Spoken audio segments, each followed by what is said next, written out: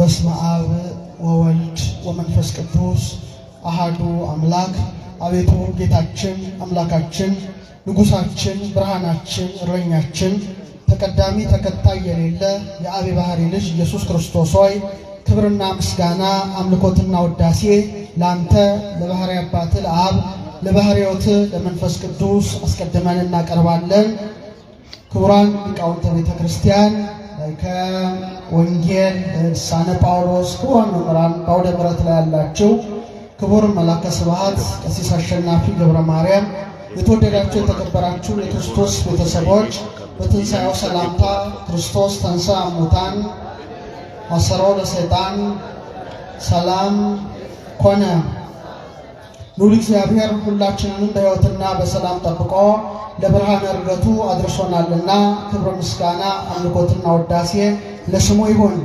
እንደ እግዚአብሔር ቸርነትና እንደ እግዚአብሔር ቅዱስ ፈቃድ ዛሬ የምንማማረው ሐዋርያው ቅዱስ ጳውሎስ በዕብራውያን መልእክቱ ምዕራፍ 1 ቁጥር 3 ላይ የተናገረውን ኃይለ ቃል መነሻ በማድረግ ስለ ዕርገቱ ነውና እግዚአብሔር አምላካችን እግዚአብሔር ንጉሳችን የአውደ ምሕረቱ ባለቤት አንተ ነህና የዕርገትን ምስጢር ትገልጥልን ዘንድ ቅዱስ ፈቃድ ይሆንልን። እስቲ በሰማያት በሉ እስቲ አይሰማም። በጌትነቱ ቀኝ ተቀመጠ። ይህንን ያስተማረው ብርሃነ ዓለም ማኅቶተ ቤተ ክርስቲያን ቅዱስ ጳውሎስ ነው። ኦርቶዶክሳዊ ተዋሕዶ ቤተ ክርስቲያን ከትላንት ሐሙስ ጀምሮ እስከ መጪው እሁድ ድረስ ወይም እስከ በዓለ ጰራቅሊጦስ ድረስ የክብር ባለቤት የሙሽራዋ የጌታዋ የንጉሷ የወልደ እግዚአብሔር የክርስቶስን በዓለ ዕርገት ታስባለችና ዛሬ ስለ ዕርገቱ ምስጢር ነው የምንማረው። እጅግ የሚገርሙ ብዙ ምስጢራት ያሉበት ነውና ነገር ዕርገቱ እግዚአብሔር አምላክ ጥበቡን ማስተዋልን ለሁላችን ይግለጥልን።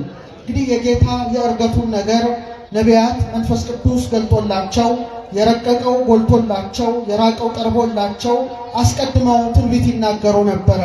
በተለይ መዝሙረኛው ቅዱስ ዳዊት መንፈስ ቅዱስ ገልጾለት ከጌታ 1000 ዘመን ቀድሞ ስለ ጌታ ዕርገት በመዝሙር 46 ከቁጥር 5 እስከ 8 ላይ አረገ እግዚአብሔር በይባቤ እግዚአብሔር በእልልታ አረገ አለ። በምን አረገ? በእልልታ። ያረገው ማን ነው? እግዚአብሔር ነው። መሲሁ ወልደ እግዚአብሔር ኢየሱስ ክርስቶስ በእውነት እግዚአብሔር መሆኑን ዳዊት መሰከረ። አምላካችን በእልልታ እግዚአብሔር በመለከት ድምፅ አረገ። ዘምሩ ለአምላክነ ዘምሩ፣ ለአምላካችን ዘምሩ፣ ለንጉሳችን ዘምሩ እያለ በእውነት አምላክ ወልደ አምላክ ንጉሠ ነገሥት ኢየሱስ ክርስቶስ ወደ ሰማይ በሚያደርግበት ጊዜ መላእክት ነገደ መላእክት በሙሉ እየዘመሩለት መላእክት ቀንደ መለከት እየነፉ ወደ ሰማይ ማድረጉ ተገልጦለት ዘምሩ ለአምላካችን ዘምሩ፣ ዘምሩ ለንጉሳችን ዘምሩ ካለ በኋላ ምን አለ? እግዚአብሔር ይነብር ዲበ መንበሩ ቅዱስ፣ እግዚአብሔር ግን በቅድስናው ዙፋን ላይ ይቀመጣል አለ። በአብ ቀኝ መቀመጡን ማን መሰከረ? ዳዊት መሰከረ። ስለዚህ ዕርገቱ እንደ እንግዳ ደራሽ እንደ ውሃ ፈሳሽ ሳይሆን አስቀድሞ በነቢያት የተነገረለት የክብር ባለቤት ኢየሱስ ክርስቶስ ነው። ዳግመኛም ዳዊት በመዝሙር 67 ቁጥር 18 እና እዛው ቁጥር 33 ላይ ስትመለከቱ 5500 ዘመን በዲያብሎስ ተማርከው የነበሩትን ነፍሳት ነፃ አውጥቶ ወደ ገነት ካስገባ በኋላ በ40ኛው ቀን እንደሚያረግ ተገልጦለት ምርኮን ማርከ ወደ ሰማይ አረግ አለ። ምንን ማርከ? ምርኮን ማርከ።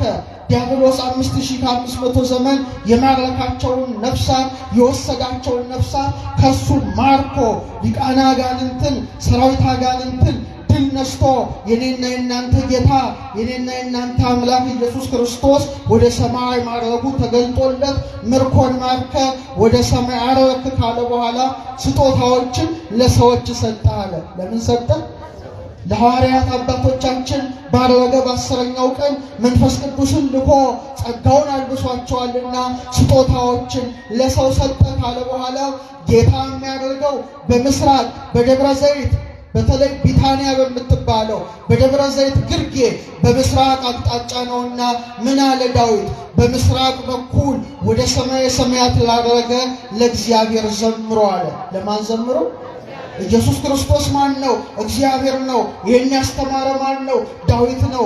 በምስራቅ በኩል አለ ወደ ሰማየ ሰማያት ላረገ ለእግዚአብሔር ዘምሩ በማለት ታላቁ አባት ዳዊት መሰከረ። ዳዊት በዚህ አላበቃም። የእርገቱ ነገር ታላቅ ነውና በመዝሙር 23 ቁጥር 4 ላይ እናንተ መኳንንት በሮችን ክፈቱ አለ። መኳንንተ ውዳሴ፣ መኳንንተ ቅዳሴ አምላካቸው ንጉሳቸው የአብ የባሕርይ ልጅ ኢየሱስ ክርስቶስ ወደ ሰማይ ይወጣልና እናንተ መኳንንት የቅዳሴ በራችሁን የምስጋና በራችሁን ክፈቱ።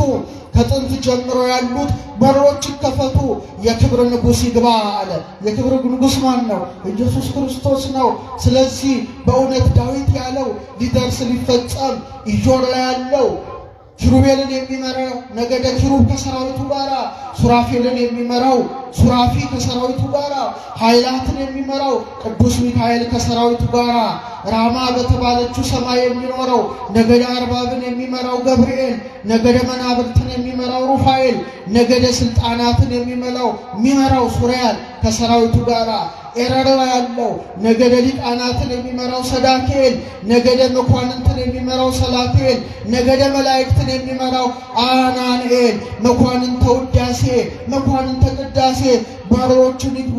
መኑ ውእቱ ዝንቱ ንጉሠ ስብሐት፣ ይህ የክብር ንጉሥ ማን ነው ሲል ብርቱና ኃያል እግዚአብሔር ነው። ክብር ምስጋና ላረገው መሲህ እግዚአብሔር ነው። ኢየሱስ ክርስቶስ እግዚአብሔር መሆኑን ቤተ ክርስቲያናችን ትመሰክራለች። አሁንም ስለ ወልደ ዳዊት አባቱ ዳዊት ዝም አይልም። በአብ ቀኝ ስለመቀመጡ ምን አለ? ጌታ ጌታዬን ጠላቶችን ለእግር መረገጫ እስካደርግ ድረስ በቀኝ ተቀመጥ አለው በማለት በመዝሙር 109 ቁጥር 1 ላይ መስክሯል። እንግዲህ በእግዚአብሔር ቀኝ መቀመጥ ምን ማለት ነው? እግዚአብሔር ቀኝ ግራ የለውም። እስመ ብሂለ የማን ይመርህ ሀበ ተዋሕዶቶሙ ወእሪናሆሙ በክብር ከአብ ጋራ ተካክሎ በእሪና አንድ ሆኖ በአብ ቀኝ ተቀምጦ በየማነ አብ በዘባነ ኪሩብ ተቀምጦ የሚሰለሰው የሚቀደሰው ማን ነው?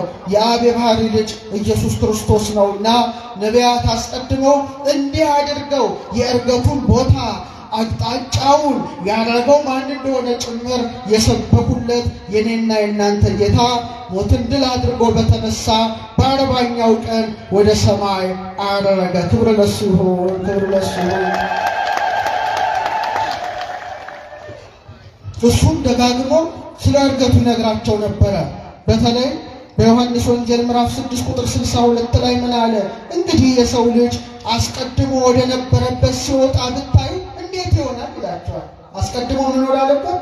ወደ ነበረበት። በጣም ብዙ ቦታ ነው የነገራቸው። ወደ አብ በመሄዴ ደስ ባላችሁ ነበረ፣ ከሆነም በኋላ ታምኑ ዘንድ አሁን አስቀድሞ ሳይሆን ነግሬያችኋለሁ። ዮሐንስ ወንጌል ምዕራፍ 14 ቁጥር 28። እንደገና ቁጥር 16 ቁጥር 5 ላይ አሁን ግን ወደ ላከኝ እሄዳለሁ፣ ከእናንተ ወዴት ትሄዳለህ ብሎ የሚጠይቀኝ የለም፣ ወደ አብ ስለሚሄድ ከዚህ በኋላ ስለማታዩኝ ነው እያለ በእውነት ወደ አብ እንደሚሄድ እንደሚያደርግ ማን ነገራቸው? ክርስቶስ ነገራቸው።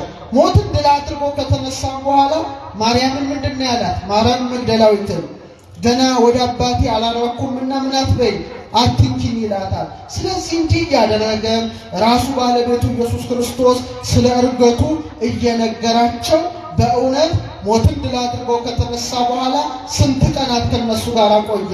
40። እስቲ በሉ ድገሙት እስቲ። ለምን 40 ቀን ቆየ? ይህን ሁሉ ዛሬ የምናየው ይሆናል። ሉቃስ በሐዋርያት ሥራ ምዕራፍ 1 ቁጥር 2 ላይ ምን አለ? 4:2 ላይ ምን አለ? 40 ቀን እየታያቸው ስለ እግዚአብሔር መንግሥት ነገር እየነገራቸው በብዙ ማስረጃ ከሕማማቱ በኋላ ሕያው ሆኖ ለእነርሱ ራሱን አሳያቸው አለ። በብዙ ማስረጃ እስቲ በሉት። ከሕማማቱ በኋላ ሉቃስ ጠንቅቆ ነው የጻፈው። ዛሬ ሁሉ ኃይለ ቃል በደንብ አድርገን መፈተሽ ይገባል። በብዙ ማስረጃ ከምኑ በኋላ?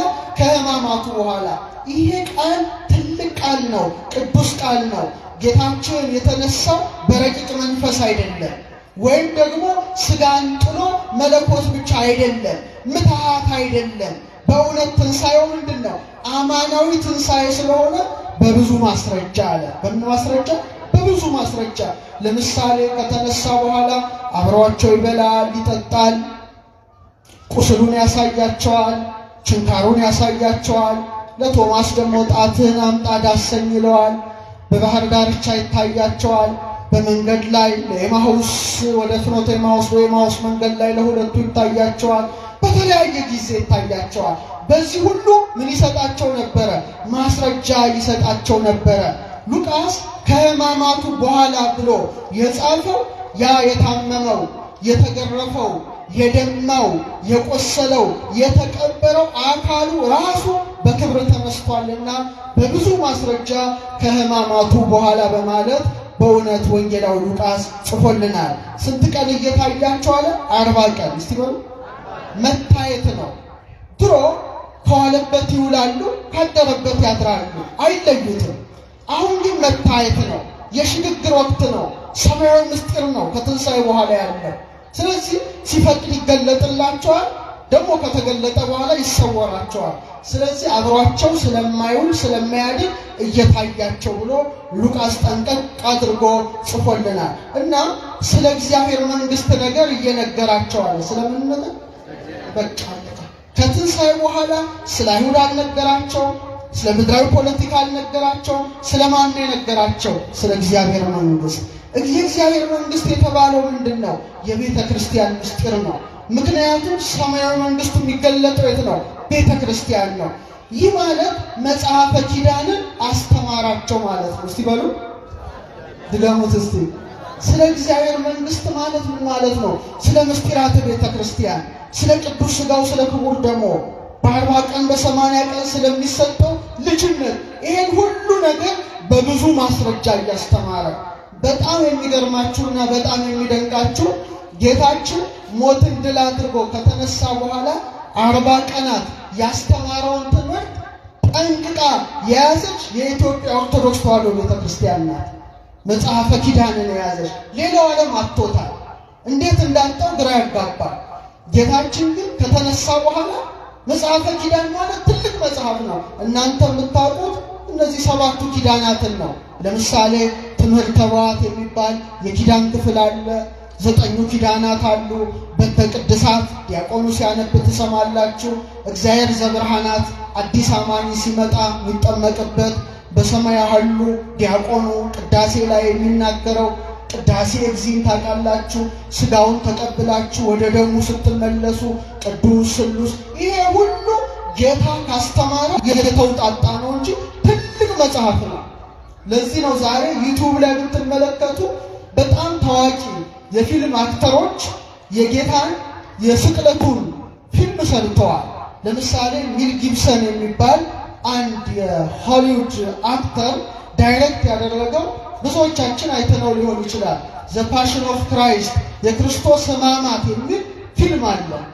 አሁን ይሄ ሰው ኦን ዘ ሪሰረክሽን ማለት የትንሣኤውን መስራት አስቧል። ሲሰራ ግን ጌታ ከተነሳ በኋላ 40 ቀን ያስተማረው የት ነው የሚገኘው? የት ይገኛል? መጽሐፍ ቅዱሱ ምንም አይናገርም። 40 ቀን ተቀመጠ ይላል።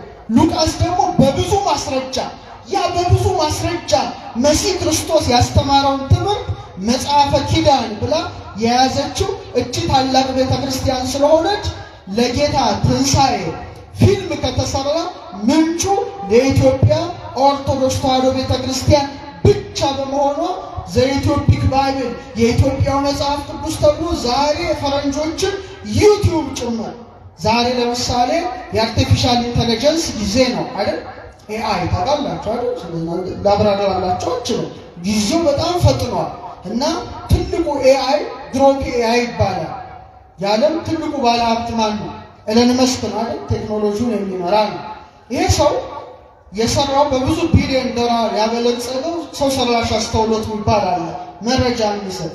ይሄ መረጃ የሚሰጠው ይሄን የኢትዮጵያ ኦርቶዶክስ ተዋሕዶ ቤተክርስቲያን መጽሐፍ ቅዱስን ሲያስገቡለት ተንትኖ በዓለም ላይ ስለ ክርስቶስ ትንሣኤ በብቸኝነት መጽሐፉን የያዘችው የኢትዮጵያ ቤተ ክርስቲያን እንደሆነ በእውነት ተመስክሯል። ደስ ይበላችሁ። ይህ ትልቅ ነገር ነው።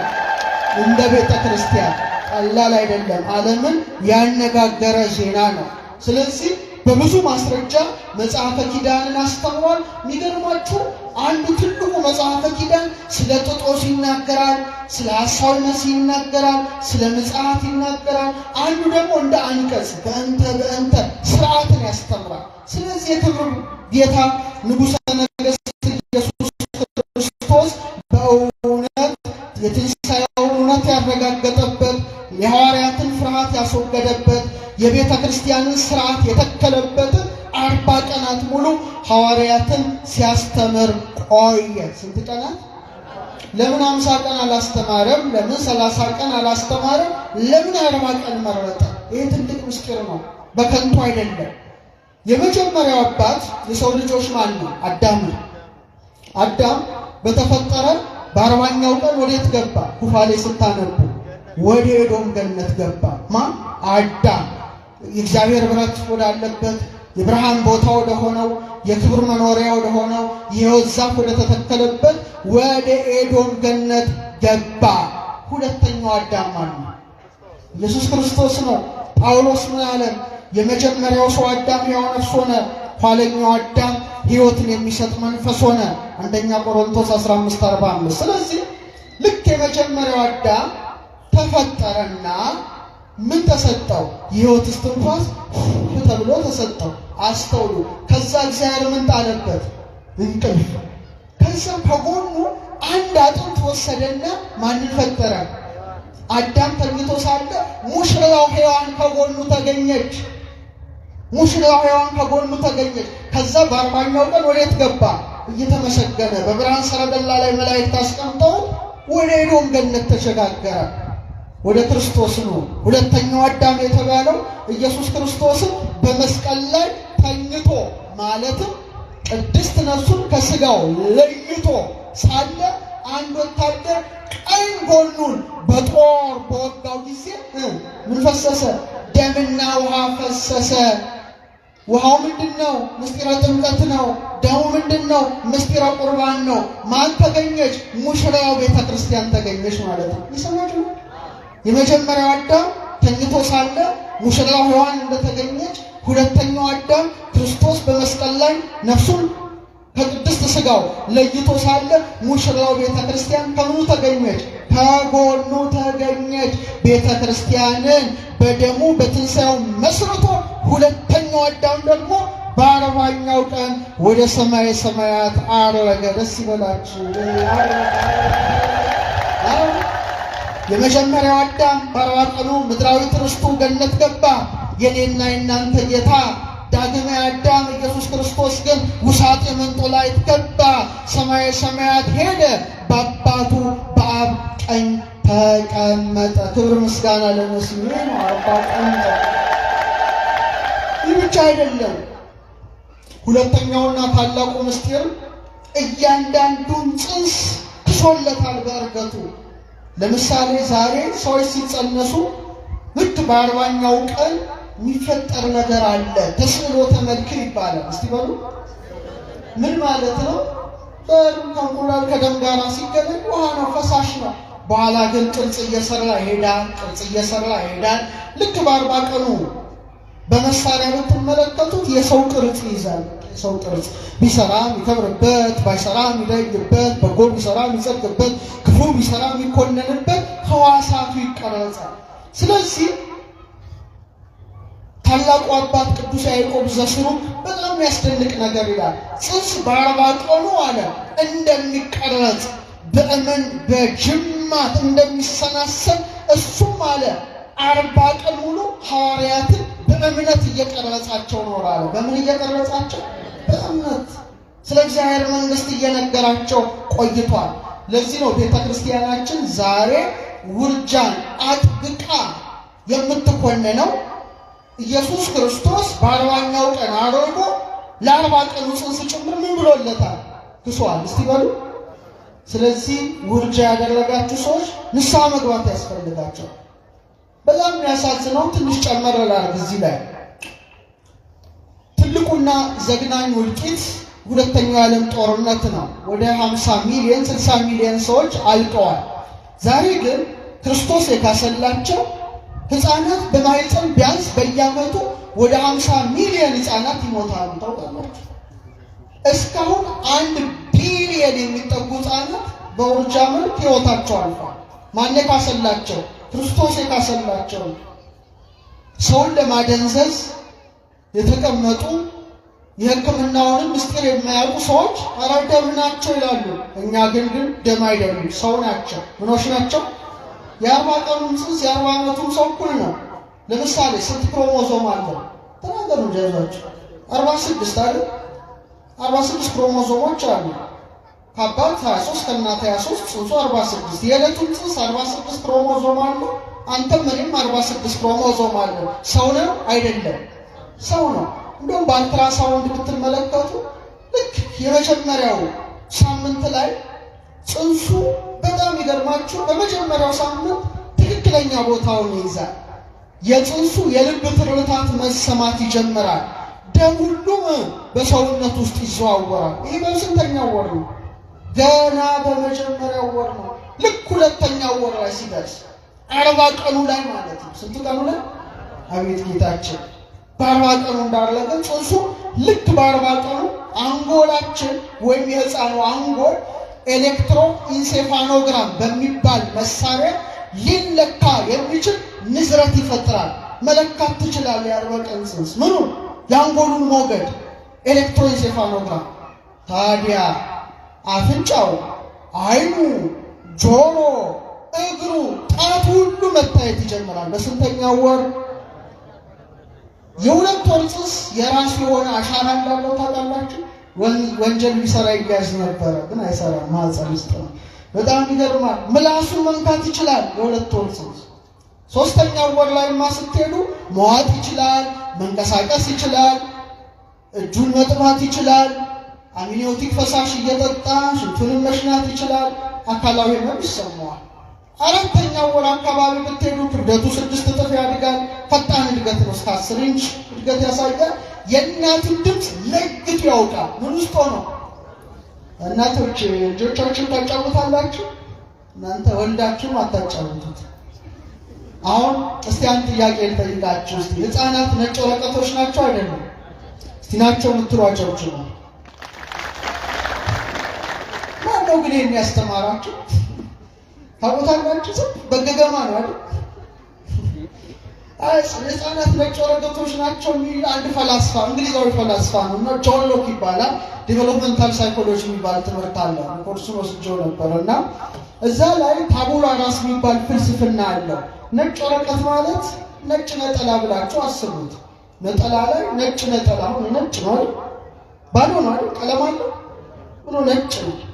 ባዶ ናቸው ማለት ነው። ነጭ ወረቀት ማለት ምን ማለት ነው? ምንም አያውቁም። ባዶ አረበስማ እንዴት አይነት ነው? ባዶ ናቸው ማለት ከማህበረሰቡ ጋር ተወልደው በሚያዩት፣ በሚሰሙት፣ በሚዳስሱት እውቀት ያገኛሉ እንጂ ባዶ ናቸው የሚል ትምህርት ነው። እና እኛም በተለምዶ ሕፃናት ነጭ ወረቀቶች ናቸው እንላለን። ሞኞሽ ምንድነው ማወቅ የለብን። ቤተ ክርስቲያን ግን እናታስተምረው። ሕፃናት ነጭ ወረቀቶች አይደሉም። በማህፀን ያውቃሉ፣ በማህፀን ያመሰግናሉ። ያሬድ አባታችን ድጓው ላይ ምን ይላል? እንከርሰእሙ አይመረ ሸገደ ወአንፈራጸ። ዮሐንስ በእናቱ ማህፀን አወቀ ይላል። ምን አለ? አረ ነገሩ አልዘለለም፣ አላመሰገንም። በቃ ማህፀን ያውቃሉ።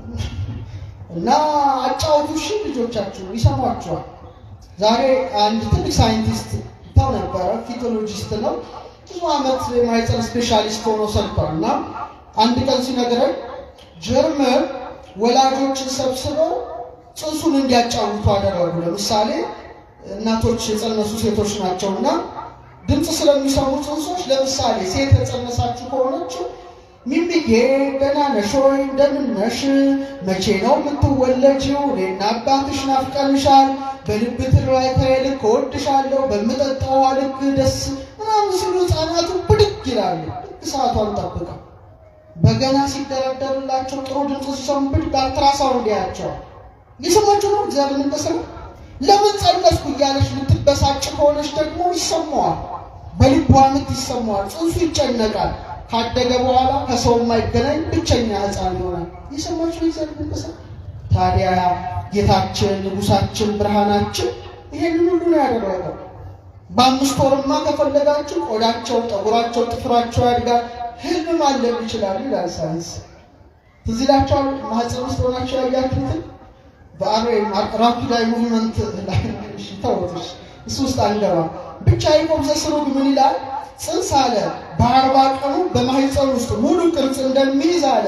ጌታም በእነዚህ በ40 ቀናት በሐዋርያት ልቡና ውስጥ የነበረው የእምነት ቅርጽ ቀረጸ። ለእኛም ይቅረጽልን ንጉሳችን ኢየሱስ ክርስቶስ ሕይወታችን ኢየሱስ ክርስቶስ ነው። በአዳም አፍንጫ ጸጋ እንደተሰጠው አዳም ይህን ጸጋ እንዳገኘ ለሐዋርያት ደግሞ ልክ በዕርገቱ ጊዜ ባለባቸው ንጹሕ መንፈስ ቅዱስን ተቀበሉ በማለት በእውነት ያን ስርዓት ማን አከናወነ? ክርስቶስ አምላካችን። እስቲ ስሙን ጥሩት፣ ድገሙት እስቲ። በኋላ ልክ 40ኛው ቀን ሲፈጸም ሉቃስም ብሎ ጽፎልናል፣ እስከ ቢታንያ አወጣቸው። እስከምን? ቢታንያ በምንድን ነው የምታስታውሷት? እኔ ቅድስት ሀገር ኢየሩሳሌም ሲሄድ መጀመሪያ የረገጥኩት ጌታ ያደረገበትን ቢታንያ ነው እና እስካሁን ትዝ ይለኛል። መጀመሪያ ዛሬ ስንት ዓመት በፊት ማለት ነው። ቢታንያ እነ ማርያም እነ ማርታ እና አልዓዛር ይኖሩበት የነበረ አልዓዛርን ከሞት ያስነሳበት ጌታ ብዙ ጊዜ ይገኝበት የነበረ የፍቅር ቦታ ነው አይደለም? ትንሣኤና ሕይወት የሆነው ክርስቶስ አልዓዛርን ያስነሳበት ታላቅ ቦታ ናት። ቢታንያ የፍቅር ቤት ናት። ቢታንያ አልዓዛር የተነሳባት ናት። ቢታንያ እንግዳ የመቀበል ስፍራ ናት። ቢታንያ የዕርገት ጉዞ መጀመሪያ ናት። ጠንቅቆ ቢታንያ አለ። ልክ ቢታንያ ቅድስት ሀገር ኢየሩሳሌም ስትሄዱ ከደብረ ዘይት ግርጌ ናት። ከምን ግርጌ? ምስራቃዊት አካባቢ ላይ የምትገኝ ስፍራ ናት እና የጌታ ሕማሙም የጀመረው በደብረ ዘይት ግርጌ በምትሆን በጌቴሴማኒ ነው። እዛ ቦታ የኔና የእናንተ ጌታ ደሙ ላቡ ታይቷል፣ ተይዟል፣ መከራ ተቀብሎበታል። ትሕትናና መከራ በተቀበለበት ቦታ የትንሣኤው ጌታ ወደ ሰማይ አረገ። ክብር ምስጋና ለስሙ። እንግዲህ እሱ ነው። ወዲያው እጆቹን አነሳ ይላል። ምኖቹን አነሳ? ሊቀ ካህናት ነው። የጥንቱ ሊቀ ካህናት መስዋዕት አቅርቦ ከጨረሰ በኋላ እጆቹን ዘርግቶ ማንን ይባርክ ነበረ? ሕዝቡን ይባርክ ነበረ። በዘሌዋውያን 9:22 ላይ አሮንም እጆቹን ወደ ሕዝቡ አንስቶ ባረካቸው ይላል። ጌታችንን ዘለዓለማዊ ሊቀ ካህናት ነውና በችንካር በተበሳ መዳፉ ሐዋርያትን ባረከ። ያ መዳፍ ጽኑ መዳፍ ነው። ያ መዳፍ በመስቀል ላይ የተዘረጋ መዳፍ ነው። ያ መዳፍ የተቸነከረ መዳፍ ነው። ወበቅንዋቲው ሰበረ ለነ ቀኖተ ሞት፣ ተቸንክሮ የሞት ችንካርን ከኔና ከናንተ ባስወገደበት መዳፉ ሐዋርያትን የባረከ ጌታ እኔና እናንተንም ይባርከንና ባረካቸው አለ። ቃሉ በደንብ አስተውሉ። ባረካቸው እስቲ በሉ። አዳም ያመጣብን ምንድን ነው? እርግማን ነው። የመጀመሪያው ሰው አዳም ምድር ካንተ የተነሳ የተረገመች ትሁን አለ። ሁለተኛው አዳም ወደ ሰማይ በሚያደርግበት ጊዜ ምን አላቸው? ባረካቸው። እርግማኑ ተወገደ፣ በበረከት ተቀየረ። እልል ያስብል መርገም።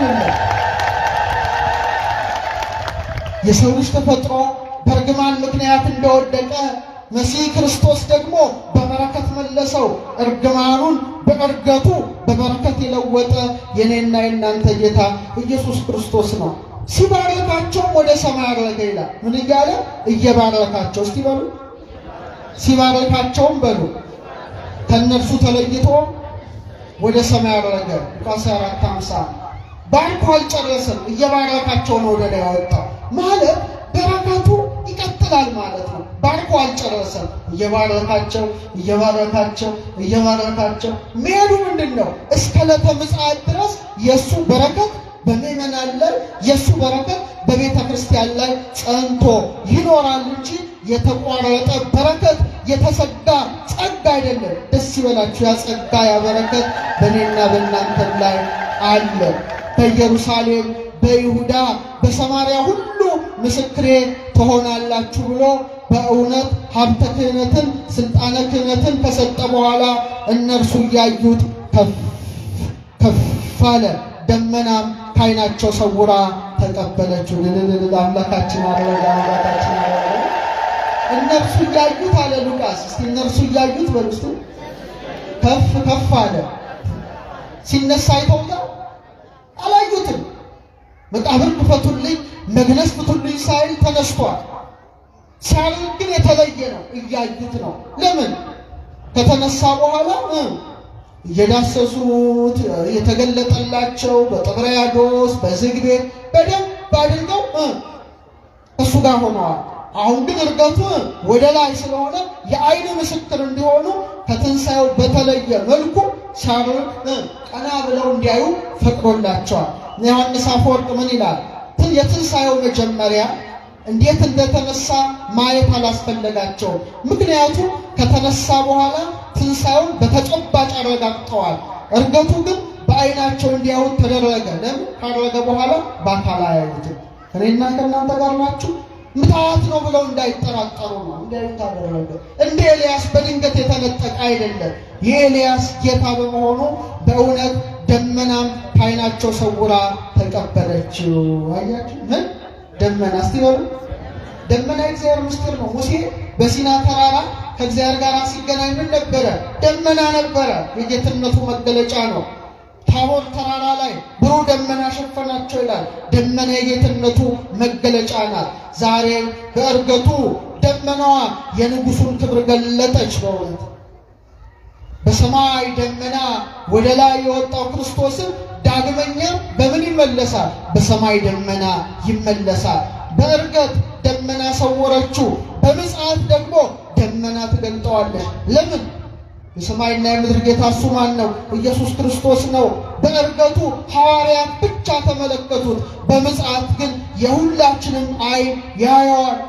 በእርገት በአብ ቀኝ ተቀመጠ፣ በምጽአት ግን በታላቅ ክብር በሕያዋንና በሙታን ላይ ለመፍረድ ይመጣልና ሐዋርያት ትኩር ብለው ሲመለከቱት አለ። ምን ብለው ሲመለከቱት? አቤት ናፍቆት! የሐዋርያት ናፍቆት! ኢየሱስ ክርስቶስ እንዴት ነው የሚያዩት የነበረው? ትኩር ብለው ሲመለከቱት። ከነሱ ሲለያቸው ልባቸው አዝኗል ማለት ነው። ዛሬ እኔና እናንተ ክርስቶስን ትኩር ብለን ነው የምንመለከተው ወይስ ቲክቶካችንን ነው አተኩረን እያየን ያለነው? የሐዋርያት ዓይን ያረገውን ክርስቶስን ያያል። የኔና የእናንተ ዓይን ቲክቶክ ላይ ሶሻል ሚዲያ ላይ አተኩሮ ፈጦ እስኪፈዝ ድረስ ይመለከተዋል። ኢየሱስ ክርስቶስን የሚያዩ ዓይኖች የተባረኩ ዓይኖች ናቸው። ለጸሎት እሱን ለማየት ከምንሰጠው ጊዜ በበለጠ ለሶሻል ሚዲያ የምንሰጠው ጊዜ እየበለጠ በመምጣቱ ዓይናችን ምን ውስጥ ተቀብሯል? መክሊትነቱ በስክሪን ውስጥ ተቀብሯል። እግዚአብሔር ዓይናችን ይፈውስልን። ትኩር ብለን እንድናየው ፈቃዱ ይሁን። የማታስተውሉ የገላትያ ሰዎች ሆይ ኢየሱስ ክርስቶስ እንደተሰቀለ ሆኖ በፊታችሁ ተስሎ ነበር። ለእውነት እንዳትታዘዙ አዚም ያደረገባችሁ ማን ነው? በእውነት ዘንድሮ አዚም ተተክሎብናል። ዓይናችን ይፈውስልን ክርስቶስ። የናፍቆት እይታ ነው። ትኩር ብለው ያዩታል። አረ መሪያችን ሄደ፣ ንጉሳችን ሄደ፣ ብቻችንን ቀረን እያሉ ይመለከታሉ። ነገር ግን ነጫጭ ልብስ የለበሱ ሁለት ሰዎች ከነሱ ጋር ቆሙ ይላል። እነማን የሆኑ? መላእክት ናቸው። ነጭ ለብሰዋል። ቅድስና ነው፣ ንጽህና ነው። በልደቱ ነጭ ለብሰዋል፣ በትንሣኤው ነጭ ለብሰዋል። ነጭ የድል ምልክት ነው። ነጭ የሰማያዊ ክብር ምልክት ነው። በእውነት ብሩህ ልብስ ለብሰው በጌታቸው እርገት መላእክት መጡ። ስንት ሆነው? ምስክር በስንት ይጸናል? በሁለት ይጸናል። የክርስቶስ እርገት አማናዊ እርገት ነው። የሐዋርያትን ምስክር ለማጽናት ባጠገባቸው ቆሙ። ይህ ቃል ደስ ይለኛል። ሉቃስን ሳነብ የሐዋርያት ሥራ ሳነብ በምናቸው ቆሙ? ጎንና ጎን ቆሙ። አያችሁ፣ በክርስቶስ እርገት ታረቅና፣ በልደቱ ታረቅና፣ አብረን ዘመርን አይደል? እረኞችና መላእክት። በእርገቱ ደግሞ ጎንና ጎን ቆም። ደስ ይበላቸው ኦርቶዶክሳውያን፣ ደስ ይበላቸው። ከመላእክት ጋር አብረን ቆመናል ማለት ነውና ምን አሉ? ይገለጥ አንትሙ ሰብአ ገሊላ ምንትኑ ቆምክሙ ትራዩ ሰማይ። እናንተ የገሊላ ሰዎች ሽቅብ እየተመለከታችሁ ስለምን ቆማችኋል? በቃ አትቁሙ ነው። ከዚህ በኋላ አገልግሎት ነው። የመመልከት የናፍቆት ጊዜ አብቅቷል። አሁን የሥራና የጉዞ ጊዜ ነው። ቤተክርስቲያን አትቆምም። ቤተክርስቲያን ሁሌ መሄድ አለባት። ለምን ቆማችሁ? እኔን ቤተክርስቲያን የማደንቀው አልቆምም። ሁሌ ወንጌል ምን ይላል ንገሩኝ እስቲ? ይሰበክበታል ማለት ነው። አሁን የመቆም ጊዜ አይደለም፣ የመሄድ ጊዜ ነው። ስለምን ቆማችሁ? ዝውቱ ኢየሱስ ዛርገ ማቤክሙ ውስተ ሰማይ። ይህ ወደ ሰማይ ያረገው ማን ነው? ኢየሱስ ክርስቶስ ነው። ወደ ሰማይ ሲያርግ እንዳያችሁ ተመልሶ ይመጣል። ደስ ይበላችሁ። ይመጣል ያረገው ተዋህዶ ስለሆነ ተመልሶ ይመጣል በማለት በእውነት በግልጽ በአይን ወደ ሰማይ ሲያርግ ያዩት ኢየሱስ ክርስቶስ በታላቅ ክብር እንደሚመጣ ለአባቶቻችን ለሐዋርያት የነገሩበት ታላቅ በዓል ነውና እንኳን ያደረሳችሁ። አመስግኑ። አሁን የምነግራችሁ ምስጢር ግን ትንሽ ረቀቅ ስለሚል ዝግጁ ናችሁ? ጌታችን ያደረገው መቼ ነው? ፍጠኑ። በአርባኛው ቀን። ወሩ ምንድን ነው? ግንቦት 8። አሁን ልደቱ እና እርገቱ ሰማይ ላይ ነው የምንመለከተው። ሁሉም ነገር ሰማይ ላይ አልቋል። ሰማይ ማለት ትልቅ የእግዚአብሔር መጽሐፍ ነው። ፊደላቱ ከዋክብቱ ናቸው። ሰማይ ላይ ያለውን ምስጢር ምድር ላይ ገልጾታል። እንዴት እንደገለጸው አሳያቸዋለሁ። ዝግጁ ናችሁ? እርገቱ ሰማይ ላይ ያለ ሁሌ እናየዋለን። ለምን ታኅሳስ ተወለደ አስባችሁ ታውቃላችሁ? እሺ ተውት። ሰማያት ይነግራ ስብሐተ እግዚአብሔር፣ ሰማያት የእግዚአብሔርን ክብር ይናገራል ይላል መጽሐፍ። ፀሐይ የተፈጠረችው በስንተኛው ቀን ነው? አረጣቴን አሳያችሁ። በአራተኛው ቀን ነው። በስንተኛው ቀን? አስተውሉ፣ በጣም አስተውሉ። እሺ ፀሐይ በአራተኛው ቀን መጣ። ስንት አቅጣጫ አለ? ምስራቅ፣ ምዕራብ፣ ሰሜን፣ ደቡብ። ስንት? 4 ታላላቅ ከዋክብት አሉ። ስንት ወራት አሉ? 12። ስንት የወራት መጋቢዎች ከዋክብት አደረገ እግዚአብሔር ከፀሐይ ጋር የሚሄዱ? 12 መገብታ ወራት። በቃ ጨረሰው እኮ ወንጌል ሰማይ ላይ አለቀ። ፀሐይ በስንተኛው ዕለት ተፈጠረ? መጣ። ፍጠሩኛ ፍጠሩ። በአራተኛው ቀን እንደመጣ የኔና የእናንተ ፀሐይ ኢየሱስ ክርስቶስም ልክ በአራተኛው ትውልድ ላይ መጣ። ያዕቆብ ስንት ልጆች አሉት? 12። የመጀመሪያው ልጁ ማን ነው? ሮቤል። ሁለተኛው ማን ነው? ስምዖን። ሶስተኛው ማን ነው? ሌዊ። አራተኛው ማን ነው? ይሁዳ። ልክ በአራተኛው ትውልድ እውነተኛው ፀሐይ መጣ። ፀሐይ ካለ 4 ሊቃነ ከዋክብት ፀሐይን እንደሚያጅቡ ስንት ወንጌላውያንን መረጠ?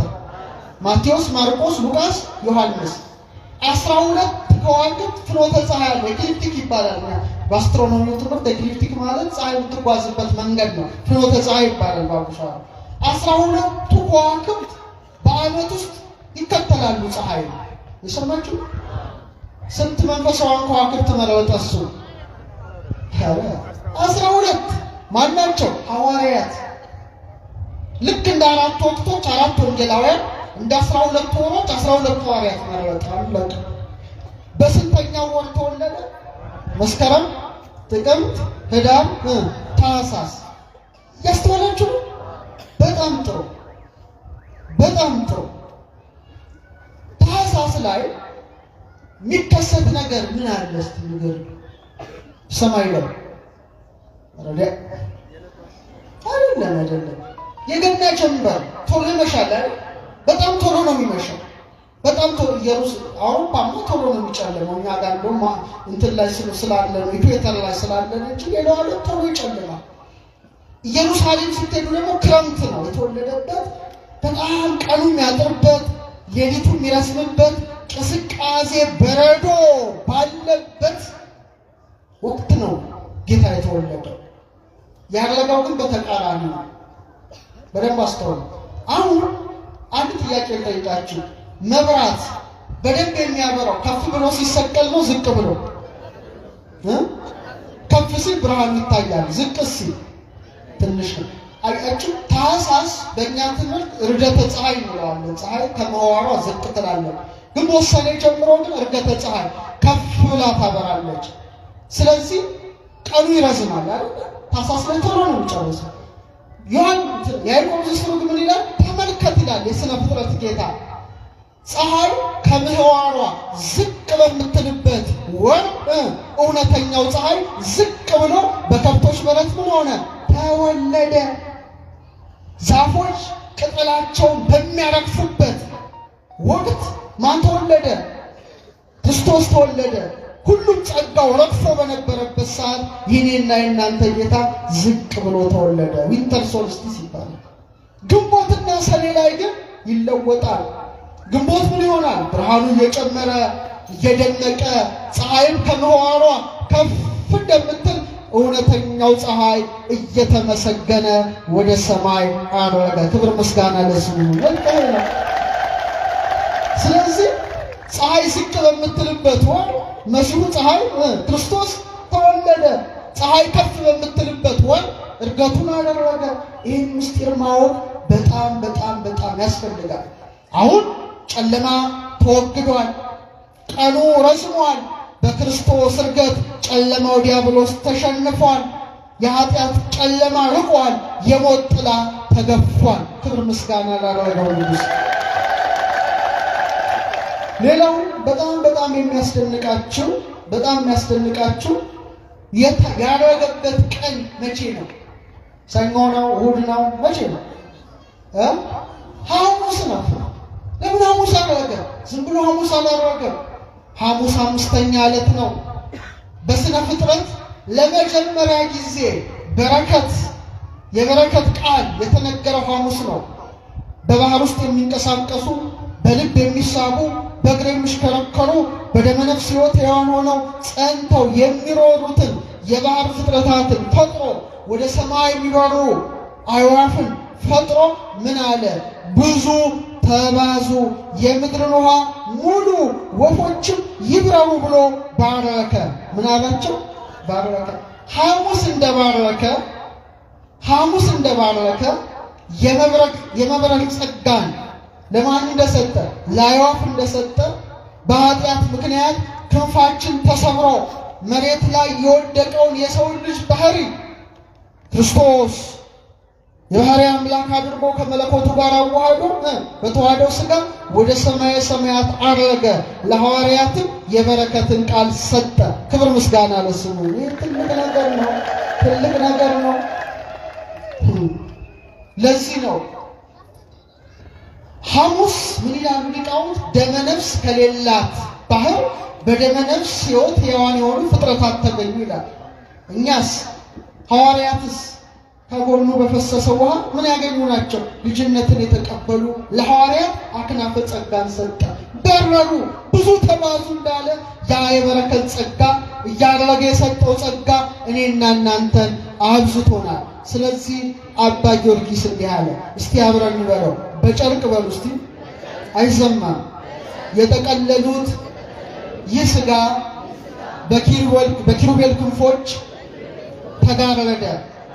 መልስ በጉልበት ያቀፉት፣ ኧረ እባካችሁ በሞቴ በጉልበት ያቀፉት ይህ ሥጋ በእሳት ሰረገላ ተቀመጠ። በዚህ ዓለም የተራበ የተጠማ ይህ ሥጋ እህል መብላት ወይን መጠጣት ወደ ሌለበት ወደ አርያም ከፍታ ወጣ። በሊቀ ካህናት በጲላጦስ አገልጋዮች በጥፊ የተመታ ይህ ሥጋ የሰማይ ሰራዊት የእሳት ክንፎች እየተርገበገቡለት በአብ ቀኝ ተቀመጠ።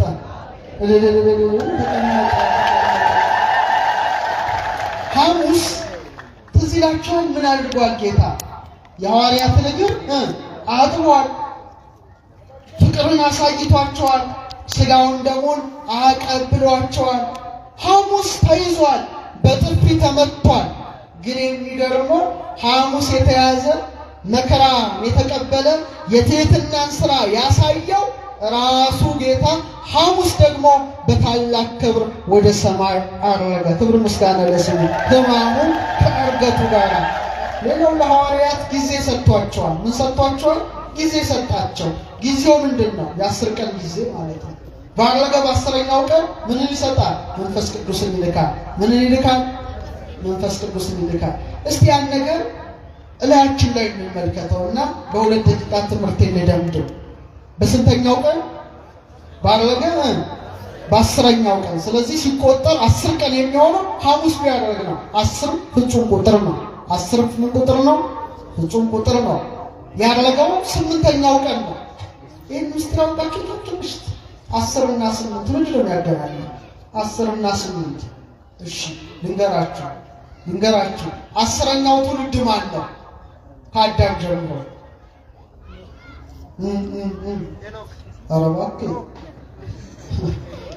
7ኛው ነው። አዳም፣ ሴት፣ ሄኖስ፣ ቃይናን፣ መላሌል፣ ያሬድ፣ ሄኖክ፣ ማቱሳላ፣ ላሜህ፣ ኖህ ነው። ማን ነው? ድገሙት እስቲ። ኖህ ነው። ኖህ መርከብ ውስጥ ስንት ሰዎች ብቻ ይዞ ተረፈ? 8። ያስተውሉ እንጂ 8። ዝናቡ ስንት ቀን ዘነበ? 40 መዓልት 40 ሌሊት። አሁን ግን በረከት ነው የዘነበው። በረከት ነው። ተመልከት፣ 40 ቀን አለ፣ 10 አለ፣ 8 አለ። 8 የሕይወት ቁጥር ናት።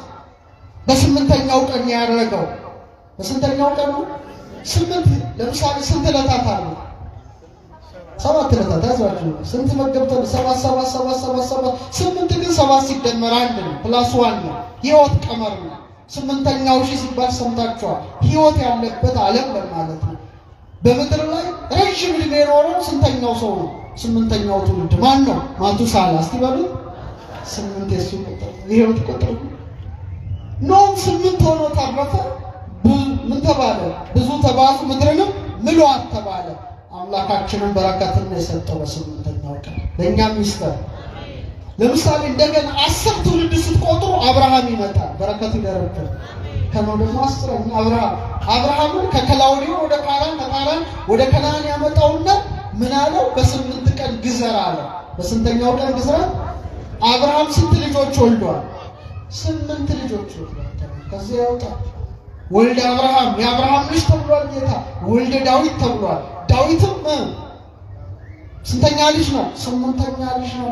ኢየሱስ የሚለውን ቅዱስ ከስም ሁሉ በላይ የሆነውን ስም የተሰጠው በተወለደ በስንተኛው ቀን ነው? በ8ኛው። እስቲ በሉ አንድ በዕብራይስጥ ምን ይባላል መሰላችሁ? ጌታ ኢየሱስ በጽር ነው። በዕብራይስጥ ግን ያሁሻ ይባላል። እናቱ የጠራችሁ ገብርኤል በዛ ነው። በዕብራይስጥ ነው ነግራችሁ። በዕብራይስጥ በግሪክ ኢየሱስ ይባላል። ያሁሻ ማለት ምን ማለት እንደሆነ ታውቃላችሁ? የአብ ስም ያህዌ ተብሏል። ያህዋ ተብሏል። ያሻ ማለት በዕብራይስጥ ቋንቋ ምን ማለት ነው? መድኃኒት ማለት ነው። እስቲ በሉ አረ ድገሙት። ያሁሻ ማለት ያህዌ ያድናል ማለት ነው። ኢየሱስ ክርስቶስ ራሱ ያህዌ እግዚአብሔር ነው። ክብር ምስጋና ለስሙ። ያሁሻ ማሻ ኢየሱስ መስሎኝ ማለት ነው። ጽራውያኑ ይሄ የላቸውም፣ ሺንሳን የላቸውም። ስለዚህ ሲግማ አደረጉት። ከዛ በኋላ እንደገና ወንድ ሲጠራ ደግሞ እንደገና ሳል ይጨምራል። ኢየሱስ ከስም ሁሉ በላይ የሆነውን ስም በ8ኛው ቀን የሰጠው ጌታ እርገቱንም በ8ኛው ቀን አደረገ። ክብር ምስጋና ለስሙ። ስለዚህ በ10ኛው ቀን ወደ ሰማይ ካደረገ በ10ኛው ቀን ጰራቅሊጦስን እንደላከ ለሙሴ በጽላት ስንት ቃልን ሰጥቶታል? ስንት ቃላትን? 10 ቃላትን በጽላት ላይ እንደቀረጸ እውነትን የሚቀርጽ ጰራቅሊጦስ ደግሞ በ10ኛው ቀን ይመጣል ማለት ነው። ለዛ በዓል ያደርሰን። ስለዚህ ስንት እጆች አሉ? 10። አትደናበሩ እንጂ ስንት እጆች አሉ? ስንት መዳፍ አለ? ቼክ አድርጉት። ስንት መዳፍ አለ? 2። ስንት ጣቶች አሉ? 10 አይደል? ዝም ብሎ እግዚአብሔር ያስቀምጣል እንዴ? የሙሴን ሕግ በጣታችን የልጁን ሕግ በልባችን ነው የጻፈው። እግዚአብሔር አለ። እግዚአብሔርን እንደመውደድ ወንድምን እንደመውደድ 2 እጆች አሉ። እንደ 2 መዳፍ ስንት? እንደ 2 ጽላት ስንት መዳፎች አሉ? አይደል? 2። የእግዚአብሔር ቃል በጣት ሰራው ማለት እኮ ይሄ ነው። እንደ 10 ቃላት ስንት አለ? ስንት ጣቶች አሉ? ፍታን ውስጥ 10። እንደ 22ቱ ስሞቹ እንደ አሌፋት 22 የራስ ቅል አጥንት አለ። ይሄ ስንት ነው? ስከልቦንስ ታውቃላችሁ? ራስ ቅል 22 አጥንት ብቻ ነው ያለው። እንደ 7 ዕለታት የአንገት አጥንት ስንት ነው? 7 ነው። መሲህ ክርስቶስ 33 ዓመት ብቻ ነው በምድር ላይ ኖረው ከ3 ወር ወደ ሰማይ እንዳረገ የእያንዳንዳችን vertebrae ከዚህ ጀምሮ እስከዚህ ስትወለድ አልፋ እግዚአብሔር የሚሰጥ 33 አጥንት ነው። ራስ ቅል ጎልጎታ ነው። ደስ ይበላችሁ። ለሱ ጎልጎታ ነው፣ ለሱ ደብረ ዘይት ነው፣ ለሱ ቢታንያ ነው። እንደ መቅደሱ ሁለት ምሰሶዎች ሁለት እግር ነው የሰጠን። እሱ ማን ነው? ክርስቶስ ነውና የባረካቸው ወደ ሰማይ ያረገው ንጉሳችን ክርስቶስ በእልልታ በመለከት ድምፅ ወደ ሰማይ እንዳረገ በእርገቱም አርገ ከመያለ በሆነ እርገተ ጻድቃን ንጹሃን እኔና እናንተ መሲህ ክርስቶስ ሲመጣ ደስ ይላል። ከሞት ተነስተን በደመና እንቀበለዋለን። ሙሽራው ደስ ያሰኛል። ያው ምልክት ጥፍርን ያትወቃቸው ጥፍር ላይ ያለች ጥፍርን ናታ መቃብያን ላይ ምን ይላል? ጥፍር ያድጋል ይበቅላል አለ። ትወለዳለህ፣ ያድጋል፣ ታድጋለህ፣ ትቆረጠዋለህ፣ ትሞታለህ፣ ደግሞ ምን ይሆናል? መልሶ ይበቅላል። አንተም እግዚአብሔር ዳግመኛ ያደረገው እግዚአብሔር ሲመጣ ከሞት ትነሳለህ። ሴቶች ጸጉራችሁ ምን ይሆናል? ይበቅላል። ከዛስ ያድጋል። ወንዶች ከዛ እንቆረጠዋለን። ሴቶች እንኳን ባይቆረጡ ከዛ እንደገና ምን ይሆናል? አረ መልሶ ያድጋል። ጸጉሩ ምንድነው ይላል? መወለድ ነው። ማደጉስ ማደግ ነው። መላጨት መሞት ነው። ተላጭቶ አይቀርም። እንደገና ምን ይሆናል? ይበቅላል። አንተም ሙተህ አትቀርም። ያደረገው አምላክ ዳግመኛ በደመና ተመልሶ ይመጣል። አንተንም አንቺንም ከሞት ያስነሳሻል። ደስ ይበላችሁ። የመጨረሻ ምሳሌ አሁን ቤታችሁ ትሄዳላችሁ። ከዛስ ምን ትሰራላችሁ? አትበሉ ማለት ይችላልታችሁ። ከዛ ምን ትላላችሁ? የመጨረሻው ትተኛላችሁ። ስተኙ እንዴት ሆናችሁ ነው የምትተኙት? ቆማችሁ በጎንሽ ነው ተጋድማሽ ማለት ነው። እሺ ከዛስ ስጋችሁ ተኝቶ ሲያንቆራፋ ነፍስ ደግሞ ምን ታያለች? ህልም ታያለች። ልክ ጠዋት ዶሮ ሲጮህ ወይም አላርሙ ሲጮህ ወይም ፀሐይ ቦግ ስትል ከእንቅልፋችን ብድግ እንላለን። ይሄ ማለት እርገቱ ነው። በቃ ቤታችሁ ይሄ ብቻ ይብቃችሁ። ማታ ሄዳችሁ መተኛታችሁ በጨለመሽ ሞት ከዚህ ዓለም መሰናበታችን ነው። መጋደማችን መቀበራችን ነው። ስጋ ሲል ነፍስ ልማለማ ስጋ በመቃብር ሲሆን ነፍስ ግን በምን አለች? በሕያውነት። እስቲ በሉ አረ ድገሙት። በሕያውነት አለች። ህልም ታልማላችኋል። ብዙ ህልም አይታችኋል። እሺ ጠዋት ፀሐይ ስትወጣ ብድግ ማለታችሁ ፀሐዩ ማን ነው? ኢየሱስ ክርስቶስ። እስቲ በሉ እሺ አላርም ይጮሃል፣ ብድግ ትላላችሁ። አላርሙ ማን ነው? ቅዱስ ሚካኤል ነው ለፈለከተን። ስለዚህ ወደ ሰማይ ሲወጣ ያያችሁት እሱ ተመልሶ ይመጣል እንዳሉ ልክ ፀሐዩ ቦግ ሲል ከእንቅልፍ እንደምትነቁ ያደረገው ኢየሱስ ክርስቶስ ደስ ይበላችሁ፣ ተመልሶ ይመጣል። እኔና እናንተን ይዞ ወደ መንግስቱ ያሸጋግረናል። በዚያም ከሱ ጋር በደስታ እንኖራለን። ለዚያ ክብር ሁሉ